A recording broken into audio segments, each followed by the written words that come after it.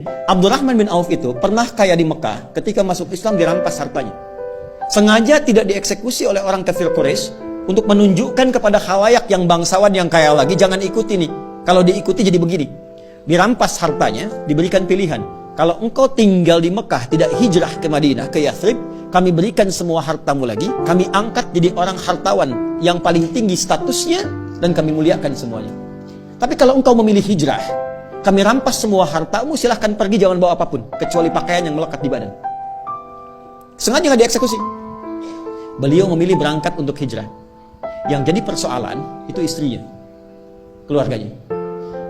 Mau ikut suami, bawa pakaian, silahkan pergi. Belum tentu selamat, 400 kilo. Tapi kalau engkau tinggal di sini, kami berikan semua harta suamimu, dan silahkan pilih pemuda paling tampan yang mau dinikahi, kami fasilitasi. Sebentar ya Pak ya. Kalau ibu dalam posisi istrinya Abdurrahman bin Auf, pilih mana? Ikut suami kehilangan semua harta,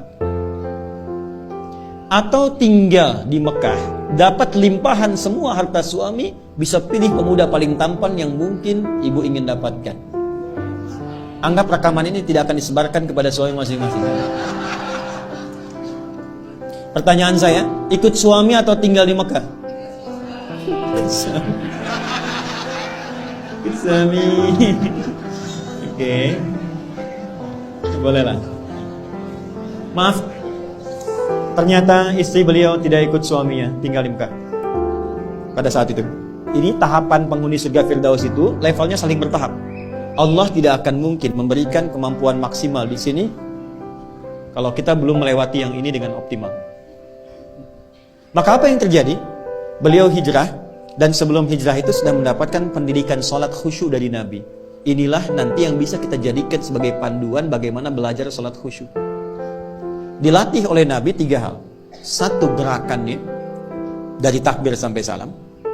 2, bacaannya, apa yang mengiringi gerakan itu. Yang 3, hikmahnya.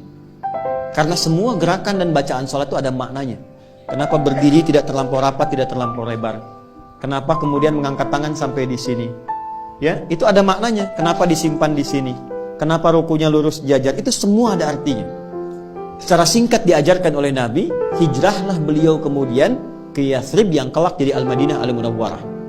Maka sampai sana kemuliaan masyarakat Madinah yang sampai sekarang diabadikan di Quran surah 59 ayat 9 sampai 10. Wa yu'thiruna 'ala anfusihim walau kana bihim khassasah. Karena itu disebut Ansar. Ansar itu menolong tanpa pamrih dan sesuai kebutuhan yang ditolong. Jadi kalau ada orang kehausan, yang datang menyambut yang bawa minuman. Orang lapar, yang datang menyambut yang bawa makanan. Abdurrahman bin Auf pernah kaya, jatuh fakir, yang menyambutnya orang paling kaya di Madinah. Pilihannya 2. Perhatikan baik-baik. Akhil karim, bahas kita, saudaraku yang mulia. Sami'tu annaka kunta ghaniya. Saya dengar Anda pernah kaya sebelum kesini. Kalau ingin kaya lagi, ambil setengah harta saya. Dan saya dengar Anda ditinggalkan istri Anda di Mekah. Pilih perempuan paling cantik di Madinah. Sekalipun bagian dari keluarga saya akan fasilitasi pernikahan. Gantian ya Bu ya. Gantian. Kalau Bapak di situasi itu, suruh milih. Ambil setengah harta saya, pilih perempuan paling cantik, sekalipun itu bagian dari keluargaku, aku fasilitasi pernikahannya. Anda terima atau tidak ditolak sama sekali? Saya paham Bu pilihannya, karena itu percuma saya tawarkan ditolak. Ya, enggak, orang paling kaya ini bicara demikian karena paham. Orang yang sudah terbiasa dengan keadaan tidak mudah menyesuaikannya. Beliau kira Abdurrahman bin Auf itu seperti itu. Kan di fisika juga begitu kan? Ya, gaya itu kan F1 sama dengan F2, gitu kan? Kalau naik hartanya banyak, naiknya kan turunnya beda. Kalau sedikit naik angkot turun tawadhu, sedekah, gitu kan? Ya, yang repot kan hukum Pascalnya.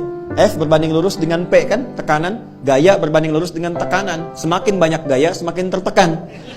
Itu problemnya. Nah, dia melihat Abdurrahman bin Auf ini barangkali sudah di level tinggi, gayanya tinggi, jadi tekanan. Dia lupa bahwa beliau sudah diajarkan cara sholat yang benar. Itu cuma dipraktekkan, berdiri begini. Ini ada maknanya. Apa jawaban Abdurrahman bin Auf? Jazakallahu khaira arini ainal aswaq. Semoga Allah memuliakan dan memberikan Anda pahala. Cukup tunjukkan kepadaku di mana pusat bisnisnya. Berdiri. Kalau masih mampu menegakkan diri kita, jangan gantungkan kehidupan pada orang lain. Oke? Cuma 2 tahun. Dari penyalur kambing, 2 tahun hartanya bertambah, 3 tahun jadi orang paling kaya pada masa itu. Dari nomor 3, nomor 2 langsung jadi nomor 1. Levelnya dari sini dulu sampai ke sini. Dan Abdurrahman bin Auf setelah menjadi kaya, sepeninggal Nabi, heboh Madinah, pekerjaannya setiap bulan cuman menyantuni semua orang di Madinah. Yang sudah nggak bisa bekerja disantuni sepertiga orang Madinah. Yang belum punya pekerjaan sepertiga dimodali oleh beliau. Yang sudah ada diinfaki oleh beliau. Jadi sekampung Madinah, sekota pada saat itu mendapatkan bagian dari hartanya Abdurrahman bin Auf. Jadi cari kerjanya tuh untuk amal. Apakah berkurang hartanya? Tidak, malah makin kaya. Malah makin kaya. Ada riwayat yang memang perlu diverifikasi tapi diduga benar. Bahwa ketika heboh datang hartanya Abdurrahman bin Auf dengan banyaknya unta, banyak unta dalamnya ada mutiara, emas, macam-macam dan sebagainya. Kata Sayyidah Aisyah, aku mendengar hisabnya Abdurrahman bin Auf itu tidak mudah, saking banyaknya. Maka beliau katakan, semua yang ada sekarang, yang datang, aku sedekahkan untuk kepentingan umat Islam. Semua. Kalau ada 600 truk isinya emas, perak, mutiara, berlian dan sebagainya, diberikan kalimat ringan begitu semua disedekahkan. Dan beliau kan termasuk yang dimuliakan ke surga dengan cepat. Kebangetan kayanya dan cepat banget masuk surganya.